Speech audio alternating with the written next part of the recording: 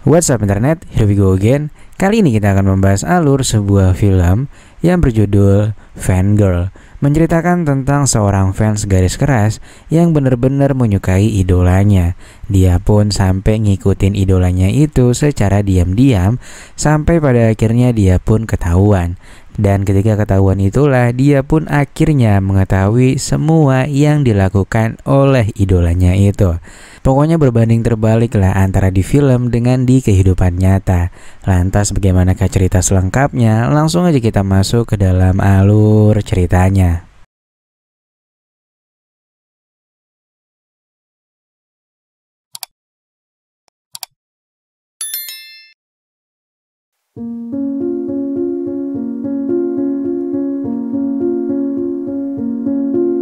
Film dimulai dengan menampilkan seorang siswi cantik bernama Jane. Jane yang kala itu sedang berada di angkutan kota pun terpantau sedang menonton film yang diperankan oleh idolanya yang bernama Paolo. Lantas ketika di kelas dia pun membaca sebuah artikel kalau Paolo idolanya tengah melakukan meet and greet di sebuah mall. Akhirnya karena nggak mau ketinggalan dan pingin lihat idolanya, Jane pun memutuskan untuk cabut sekolah di jam istirahat. Padahal setelah istirahat dia tuh ada ujian yang cukup penting cuy. Singkat cerita, Jane begitu bahagia bisa menyaksikan secara langsung idolanya itu bernyanyi dengan jarak yang sangat dekat. Aksi kedipan mata dari Paolo pun membuat Jane seketika terpaku dengan tatapannya. Melihat romantisnya Paolo dengan lawan main di film terbarunya itu pun membuat semua orang histeris akan romantisme mereka berdua. Jane pun menganggap bahwa Paolo adalah pria yang sangat sempurna di matanya. Lalu di saat Paolo hendak akan pulang, Paolo terlihat dikelilingi oleh kerumunan penggemarnya. Namun di sini saking sukanya dengan Paolo, Jane malah bertindak di luar nurul dengan menaiki mobil idolanya itu yang kebetulan berjenis double cabin dan ada lost baknya. Saat itu Jane sebenarnya cuma mau tahu di mana sebenarnya idolanya itu tinggal karena diketahui Paolo memang merupakan sosok idola yang cukup tertutup. Lantas di tengah jalan, Paolo pun memberhentikan mobilnya dan ternyata dia mau ngising di pinggir jalan cuy. Jane pun melongok dan ternyata Paolo punya burung yang cukup jumbo. Lantas ia pun memfotonya dan mengirimkan gambar tersebut ke temannya sembari berkata bahwa pusakanya sangat besar. Namun sayangnya pesannya nggak terkirim karena kuotanya habis nih. Sembari terus melihat foto burungnya, Jane pun akhirnya tertidur pulas. Lantas di malam harinya mobil pun berhenti di sebuah rumah mewah, namun gelap banget cuy, kayak udah nggak kurus gitu dan udah kosong. Jane pun masuk secara perlahan dan kebetulan pintunya nggak terkunci. Dia pun melihat-lihat sisi rumahnya sampai dia pun berpapasan dengan idolanya, namun malah dikira maling. Karena Jane lari, Paolo pun meneriakinya. Lantas ketika udah kepepet, barulah Jane bilang kalau dia adalah penggemar beratnya. Dia pun mengatakan kalau dia udah menonton semua film-filmnya sejak awal Paolo berkarir sampai yang kemarin baru tayang. Dia pun hari ini rela nggak ikut ujian cuma buat bisa datang ke meet and greet-nya Paolo. Akhirnya setelah menyebutkan semua itu, Paolo pun akhirnya percaya kalau dia adalah fansnya. Jane lalu diajak masuk rumahnya dan atas kejadian tadi Jane pun juga sempat mengalami luka dan dia diobatin sama Paolo. Jane pun berhayal kalau dia dan Paolo ada di satu frame dan mereka memainkan film yang sama. Jane benar-benar ngerasa bahagia saat itu karena bisa diobatin sama idolanya sendiri cuy. Lantas setelah beres dan karena sekarang udah larut malam, Paolo pun memintanya untuk beristirahat di kamar atas sementara Paolo akan istirahat di sofa aja. Dia pun bilang kalau besok dia akan mengantarnya ke stasiun terdekat agar Jane gak kesasar di sini karena memang daerahnya lumayan terpencil. Sampai sejauh ini Jane pun percaya kalau idolanya itu benar-benar orang yang baik. Bahkan ketika Jane mengajaknya untuk istirahat di kamar yang sama aja, Paolo tetap menolaknya. Entahlah, mungkin karena Jane masih pelajar kali ya. Lantas di tengah malam, Jane yang gak bisa tidur lalu turun ke bawah dan melihat Paolo yang sedang tidur di ruangan tamu. Secara diam-diam Jane pun berselfie bersama hingga membuat Paolo terbangun dari tidurnya. Akhirnya karena Jane bilang kalau dia gak bisa tidur, Paolo pun mengajaknya mengobrol. Jen pun ditawarin minum-minum cantik sama Paulo. Jen sebenarnya anak baik cuy, dia juga nggak pernah minum. Tapi untuk membuat Paulo senang, Jen pun jadi ikut minum.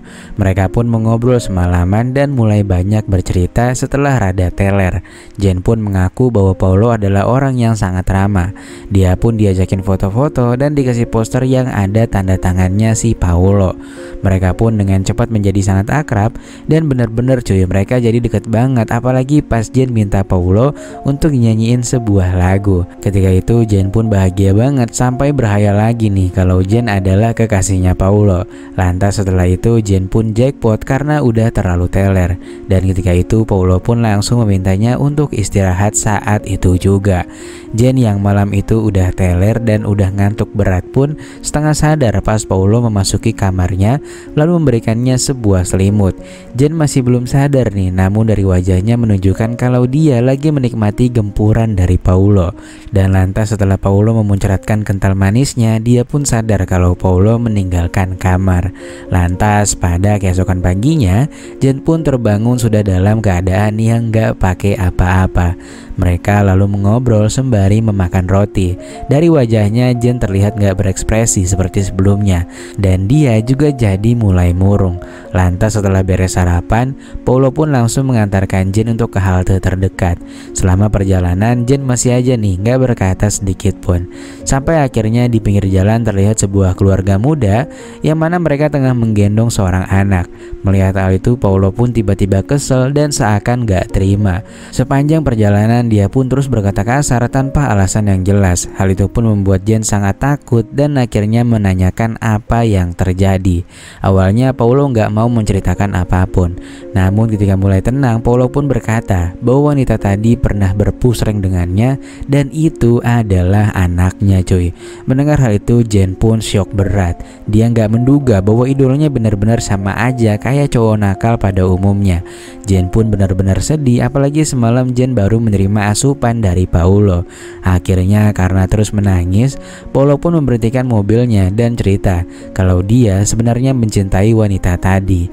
Dia pun minta maaf karena udah lepas kontrol dan marah-marah gak jelas. Nah sampai sejauh ini Paulo tuh masih ngira cuy kalau Jen pasti gak inget apa yang dilakukannya semalam karena udah teler banget. Jen kemudian ditawarin sebat, dan ketika itu Jen pun cerita sebenarnya keluarganya sendiri hancur karena kehadiran orang ketiga. Kini kedua orang tuanya telah bahagia dengan pasangan mereka masing-masing, namun enggak dengan Jen. Dia benar-benar terluka atas perpisahan mereka, apalagi ibunya juga enggak perhatian sama dia. Akhirnya karena tak ingin bertemu orang tuanya, Jen pun memutuskan untuk menunda kepulangannya dan meminta Paulo untuk memutar balik lalu menuju ke rumahnya lagi. Paulo pun dengan senang hati menurutinya. Lalu singkatnya ketika mereka sudah berada di rumah, Paulo pun mencoba menghibur Jen dengan memberinya minuman. Ketika itu si Paulo lagi sebat tapi pakai daun pepaya kering cuy. Jen pun lalu bertanya apa efeknya menggunakan itu.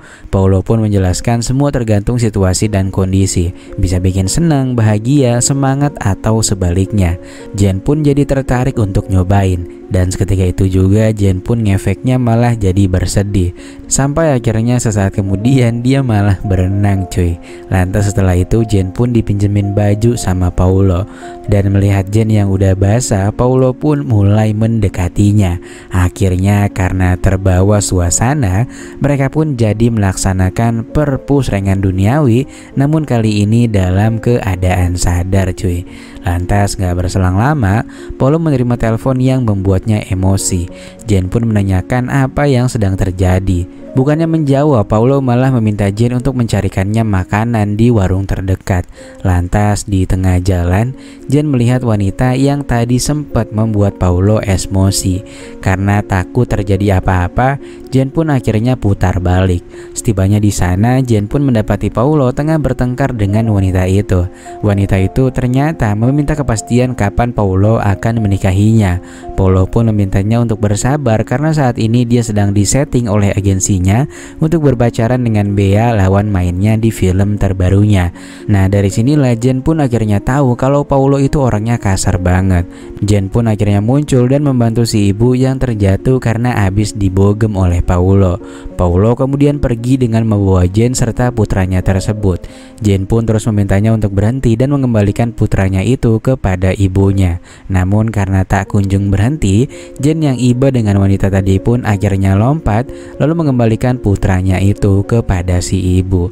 Singkat cerita, ketika Jen sampai di apartemennya, dia nggak nyangka bahwa idolanya yang sangat dia junjung benar-benar berbeda 180 derajat dengan yang ada di film terbarunya. Mulai saat ini dia pun gak bakalan lagi nih suka-sukaan sama artis atau siapapun. Dan setelah itu film pun selesai.